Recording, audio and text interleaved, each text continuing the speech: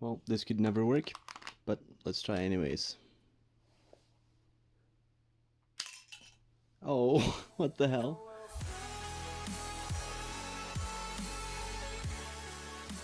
Hey guys, what's up? It is Jim here. Today I have a new game for you guys, and this is the working LEGO Glock 17.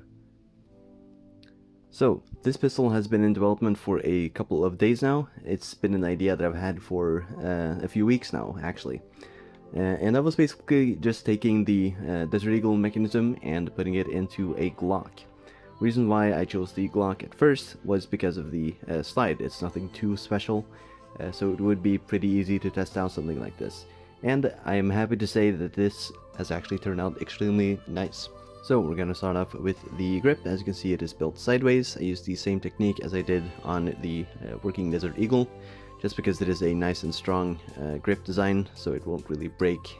So it does not have a working magazine release. It doesn't really need it because the magazine does not really do anything.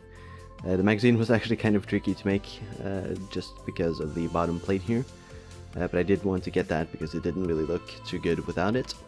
But it does just go into grip like so. There we go, not completely flush, but it is there. It was also really hard to get the right angle in the back. I ended up just going with a pretty standard technique that I've started using recently, as you can see. Here we have the trigger, which of course works. It's a working pistol. One idea that I got from Oplinist LEGO was to put some panel pieces to cover up the shooting mechanism, which makes it be a lot more cleaner on the side, but you can't see the trigger functioning, so it's pretty nice. There's the trigger guard, which is just jammed in there, so that makes it attached. We have the disassemble buttons, which don't really work, but it is very easy to disassemble this, and I'll show that a bit later. Here we have the slide lock, which is an actual hinge piece, as you can see, but I can't really make it actually work, because when I pull back the slide, you see it ends up right on a seam, and I can't really just remove a part here to let it lock. By the way, as you can see, it does stay back because the slide is not rubber band powered. I was not able to make it rubber band powered, but also there was no point in making it rubber band powered since it's not too strong. As you'll see later, it is only attached by this block here, and the shooting piece's rubber band also pushes down on the front to hold it down. At the front here we have the rail that the Glock has. You could probably actually make attachments to fit on this, but I didn't really make any. We have the little notch there that the attachments unlock into. There's the slide guide, I guess, where it would be. I wasn't really able to make it the details that I wanted. I wanted to have it be the same color as the slide, so it would at least look nice on the front. But this part has to be here, so it just ended up looking like that. As you can see, the barrel is not there. I didn't really have any way to build any barrel. I tried to get some panel pieces up here, but the dimensions end up not lining up, so it will just have to stay like that. As you can see, the slide is 4 wide. I had a nice fellow in MDN's Discord server make my original Glock into a working model, which does have the 3 wide side, of course. But I wasn't able to get the parts to actually make that. So maybe sometime in the future I'll end up making that and give him a shout out. So maybe we'll see another working Glock 17. But for now, this is what we have. A 4 wide slide.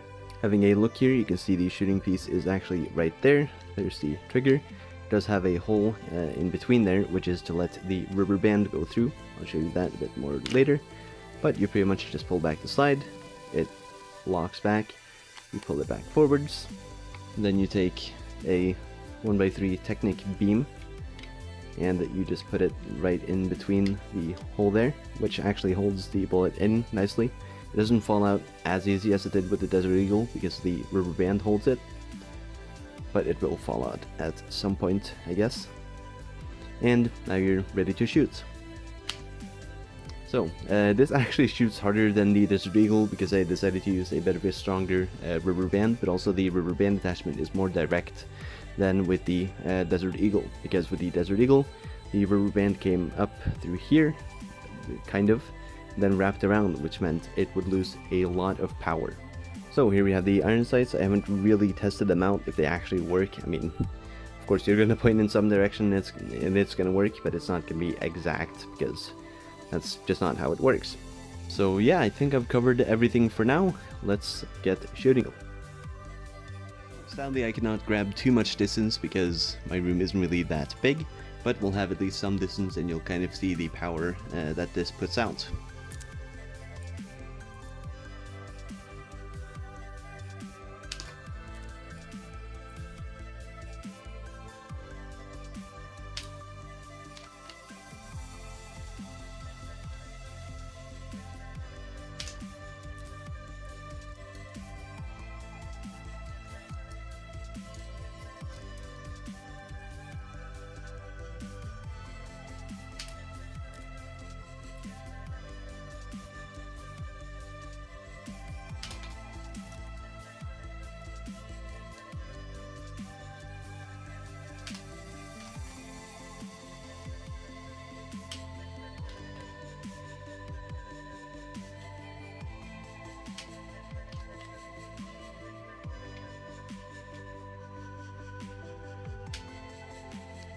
Well, I suck.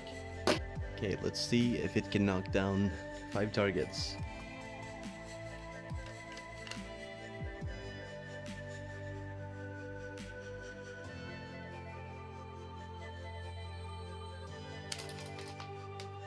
Oh, no.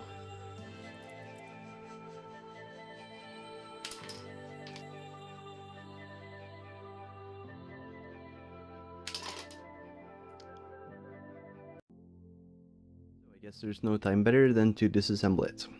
First we're going to take out the magazine, and then we're going to take off this top part of the slide. I just put a finger down here and then pretty much just pull up on the back. Then everything releases. I need to move the shooting piece just like so. And then I just take off where everything is attached with the panel pieces. Now we have all these parts separated. We'll put it a little bit together. This is what the lower frame looks like. This is where the part that holds the slide on is attached. As you can see, there are just a couple of rail pieces inside there. And that's what holds the slide on. Here you can see the trigger working. Here we have the shooting part. It consists of a couple of Technic pieces and connectors, and the rubber band is attached right there. Pretty discreet if you ask me. It is 2 small rubber bands which are very, very powerful. Okay, so this is how it works. The shooting piece basically sits right next to the trigger like this, as you can see inside the panel parts right there. There is a bit of wiggle room for the shooting piece in here and on the roof, so it can ramp up a little bit, just like so, when it gets pressure, to actually push down on the rounded part of the Technic beams. So once it comes across there, you just keep pulling until it locks back. The Technic pieces will hold it together because of the parts in front there, and then you simply pull the trigger. And then it comes flying forwards. Here you can see the reason why there is a gap in there. There was not a gap in the previous trigger for the Desert Eagle, but here we need it for the rubber band. So one thing that I would want to improve, if I had more of these panel pieces, I would actually make it so that the shooting piece could sit about here, because then we would get a bit more of a slingshot effect, I guess you could say, where it will properly fling out right after hitting it and pushing it out. But oh well, that is a reiteration for another day. Let's just put it together real quick so you can see that as well. Pretty much just do everything in reverse.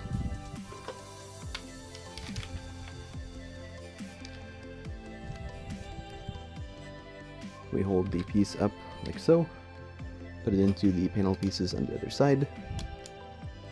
We attach these. We just pull it back to the point where it comes across to here.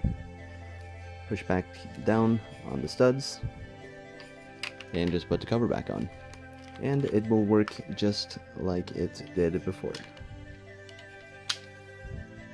So yeah, that is pretty much it. Thank you guys so much for watching. I know there's been a big lack of videos, but I'm super busy with work and I barely have any time to get building.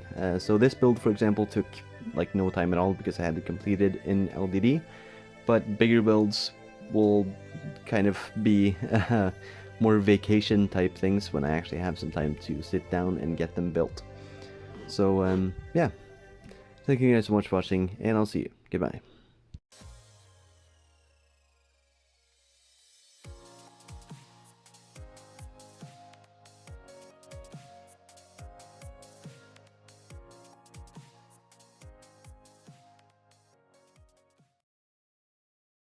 So here you can see why there's a gap compared to the fuck.